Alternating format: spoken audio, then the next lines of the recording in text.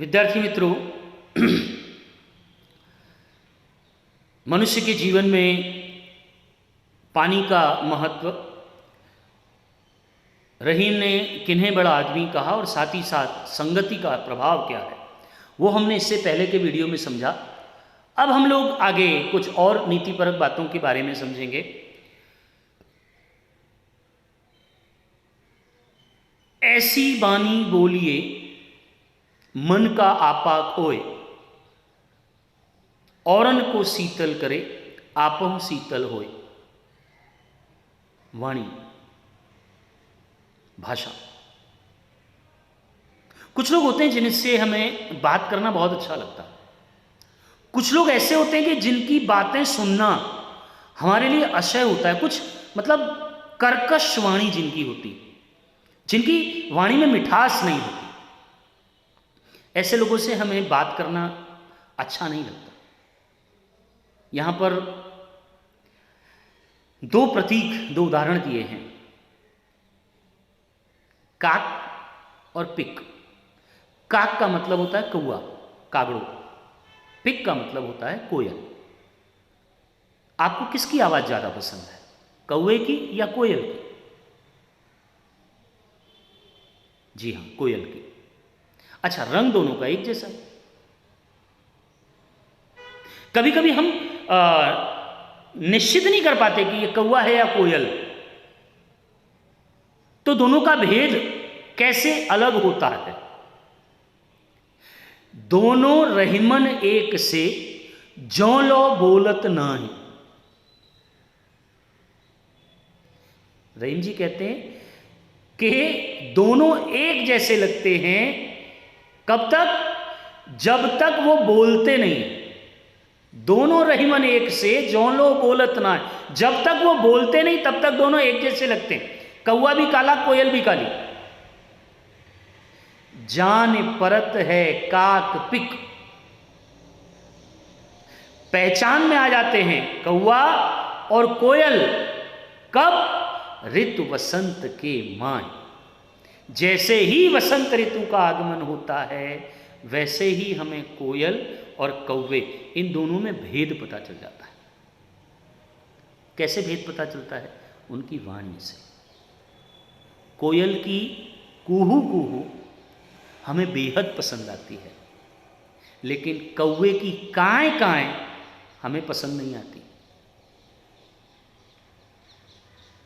मनुष्य जब तक बोलता नहीं तब तक उसके स्वभाव का नहीं पता चलता, लेकिन जैसे ही वो अपना मुंह खोलता है तब हमें पता चलता है कि इस मनुष्य का स्वभाव उत्तम है, मध्यम है या निम्न है। मतलब मनुष्य अपनी भाषा से पहचाना जाता है। उसका स्वभाव जो है वो उसकी भाषा से पता चल जाता है। उसकी जात उसकी भाषा से पता चल जाती है। जाति मतलब उसका स्वभाव, उसकी विशेषताएं।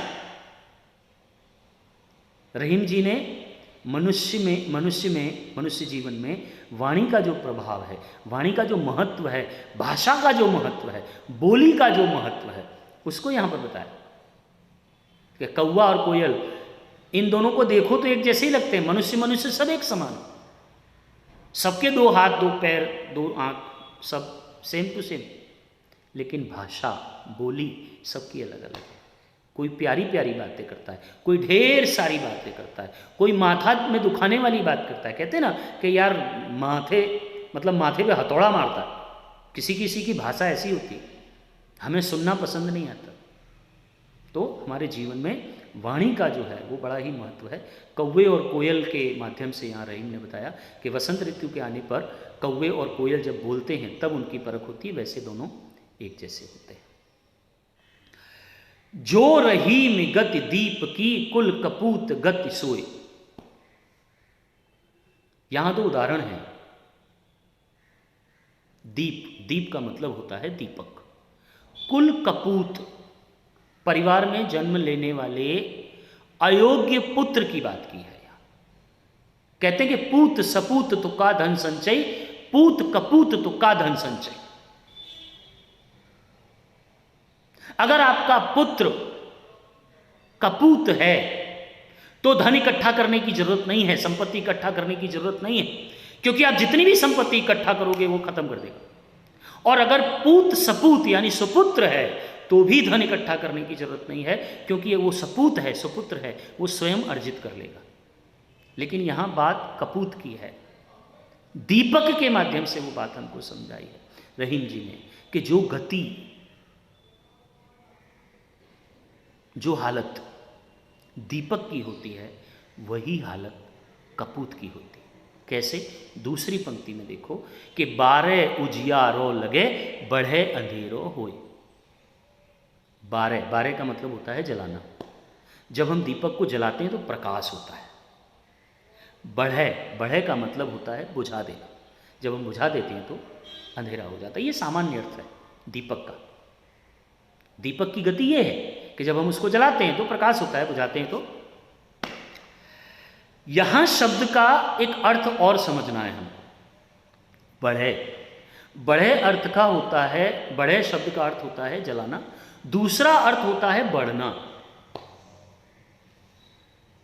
जैसे हमारे परिवार में जब कोई बच्चे का जन्म होता है तो बड़ा अच्छा लगता है, प्रकाश होता है परिवार में।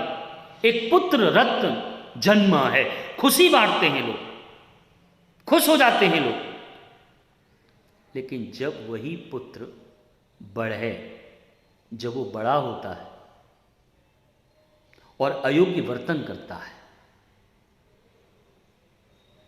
अपनी अयोग्य करतूतें करता है, तब उस पुत्र की अयोग्य करतूतों के कारण कुल को कलंक लगता है।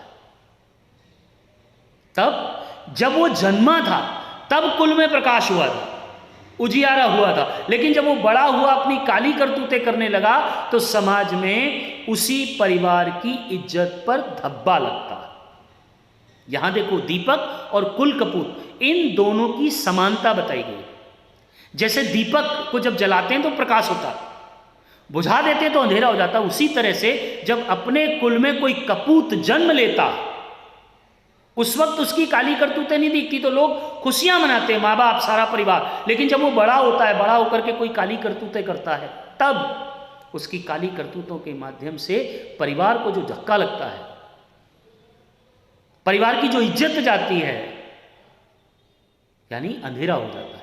तो यहां जो रहीन गति दीप की, कुल कपूत गति सोए, 12 उजियारो लगे बढ़े अंधेरो है। जिस तरह से दीपक को जलाने पर प्रकाश होता है, बुझाने पर अंधेरा हो जाता है, ठीक उसी तरह से कुल में अगर कोई कपूत जन्म लेता है तो लोग खुशी मनाते हैं, परिवार वाले खुशी मनाते हैं। लेकिन जब वो बढ़ता है, जब बड़ा होता है, काली करतूतें करता है, अयोग्य वर्तन करता है, तब उसकी काली करतूतों के कारण परिवार को शर्मिंदा होना पड़ता है। तो कुल का जो कपूत होता है उसकी भी गति दीपक के जैसी होती है। अब जीवन में बड़ाई का महत्व, प्रभाव, आध्यात्मिक उदाहरण है। सामान्य रूप से अगर मैं आपको ये कहूँ कि भाई, अगर आप 11वीं कक्षा में पढ़ रहे हैं और आपको ये कहे, कोई ये कहता है कि चलो ABCD फटाफट बोल जाओ, आप बोल गए, कोई बड़ी बात नहीं, 11वीं में पढ़ते हैं। लेकिन कोई बच्चा KG में पढ़ रहा है, कोई 3 साल का बच्चा है, अगर वो इंग्लिश की अल्फ़ाबेट सड़सड़ाहट बोल जाता है तो लोग आश्चर्यचकित हो जाते, अरे इतना छोटा बच्चा। मतलब छोटा काम अगर कोई बड़ा व्यक्ति करता है तो कोई आश्चर्य होने वाली, आश्चर्यजनक बात नहीं। लेकिन जब कोई छोटा व्यक्ति बड़ा काम करता है तो लोगों को आश्चर्य होता है। आप 15-16 साल के हैं, अगर आपसे कोई ये कहे कि भाई 10-15 किलो का वजन उठा करके आप घर ले जाओ, और आप अगर ले जाते हैं तो कोई बड़ी बात नहीं। लेकिन वही 10-15 किलो का वजन अगर कोई 5-6 साल का लड़का उठा ले तो क्या बात है। ओछो काम बड़े करे तो न बड़ाई होए। ओछो यानी छोटा काम। अगर कोई छोटा काम बड़ा व्यक्ति करता है तो न बड़ाई होए, तो उसकी प्रशंसा कोई नहीं करता। आप अगर खेत में जाकर के पशुओं के लिए चारा काट करके लाते हैं तो कोई बड़ाई नहीं करेगा, कोई बड़ी बात नहीं है, उसमें क्या हो गया। लेकिन जब वही काम 5 साल का बच्चा करता है तो हाँ, सब खुश हो जाते हैं। हजी जो 5 વર્ષનો છે तो ખેતરમાં જઈને ચાર લઈને આવે છે, लोग उसकी प्रशंसा करते हैं। उस बात को यहाँ एक आध्यात्मिक दृष्टांत के माध्यम से बताया है। ज्यों रहीम हनुमंत को गिरधर कहे न कोई। गिरधर किसका नाम है? श्री कृष्ण का। क्यों उन्हें गिरधर कहा गया हम सब जानते हैं। बाढ़ और आंधी और पानी से बचाने के लिए श्री कृष्ण ने गोवर्धन पर्वत को अपनी उंगली पर धारण किया था, तभी से उनका नाम गिरधर पड़ा। कृष्ण को गिरधर कहने के पीछे का कारण ये है। कृष्ण को क्यों गिरधर कहा जाता है? क्योंकि उन्होंने पहाड़ उठाया था। तो पहाड़ तो किसी और ने भी उठाया था। किसने? हनुमान जी ने। और उन्होंने उठाया नहीं था, वो तो हिमालय से श्रीलंका तक उसको उठा करके लेके आए थे पूरे पहाड़ को। उन्होंने केवल उठाया नहीं था, वो तो लेकर के आए थे उठा के। उन्होंने तो सफर तय किया था, यात्रा की थी पहाड़ को उठा करके। तो हनुमान को कोई गिरधर कहता है? नहीं। क्यों? हनुमान जी में इतना बल था, वो तो शक्तिशाली थे।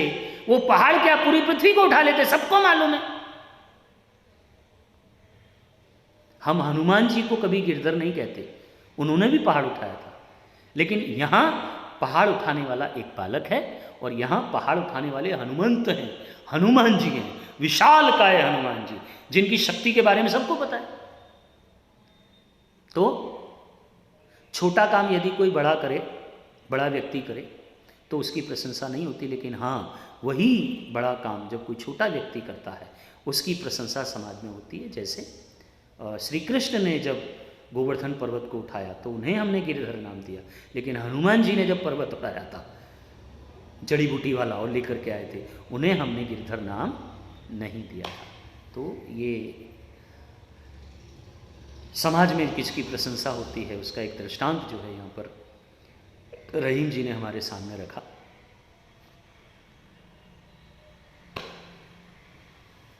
दीन सबन को लखत है, दीनई लखे न कोई, और जो रहीम दीनई लखे, दीन बंधु सम होय।